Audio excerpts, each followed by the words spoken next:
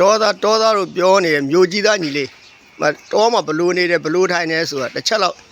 ရှိုးလိုက်အောင်နော်အမအိမ်ကန်းထဲလိုက်ကြည့်လိုက်အောင်နော်တောသားတွေဘလို့နေတယ်ဘလို့ထိုင်နေဆိုတာသိအောင်တောသားတွေဟဲ့လားဒီမှာဗျာ TV အမ Wi-Fi Z အမ Wi-Fi Z အမပေါက်တွေအလှမီတွေမင်္ဂလာဆောင်တွေလိုက်ပါတယ်တောသားတွေနော်ရွာမှာအလှတွေမင်္ဂလာဆောင်တွေလိုက်ပါပေါက်တွေအဲ့ဒါသိန်း100ဘိုးလောက်ရှိအဲ့ဒီပေါက်တွေကမဖျားစိန်လေးဗျာဘယ်လောက်တက်ပဲဖို့ကောင်းတယ်မဖျားစိန်လေးတောသားဆိုတော့ထင်သေးတယ်အဲ့ဒါအမတူပိုင်းထွက်ပြေးပါတူပိုင်းပဲထွက်ပြေးတာလေအမရေခဲတစ်တာတွေအမနော်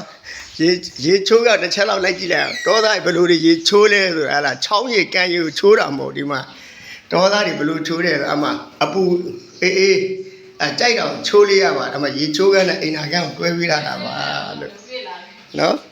တောသားတွေဘလို့တွေနေတယ်ဘလို့ထိုင်တယ်အမချက်နောက်ဖေးကိုလမ်းကြည့်လိုက်ဟိုးမတွေ့လားညွန့်မိုင်းပကဲပကိုးလေရိုးမာကြီးအဲ့ဒါမှစက်တွေကြီးတွေအမအမဲလိုက်လို့လည်းရပါတယ်အမနောက်မှကြုံချောင်းကန်လေးနဲ့အမဗီဒါလေးနဲ့အဲ့ဒါတောသားတွေဘလို့နေတယ်ဘလို့ထိုင်တယ်ဆိုတစ်ချက်လမ်းကြည့်လိုက်အမမီးဖို့ခံလေး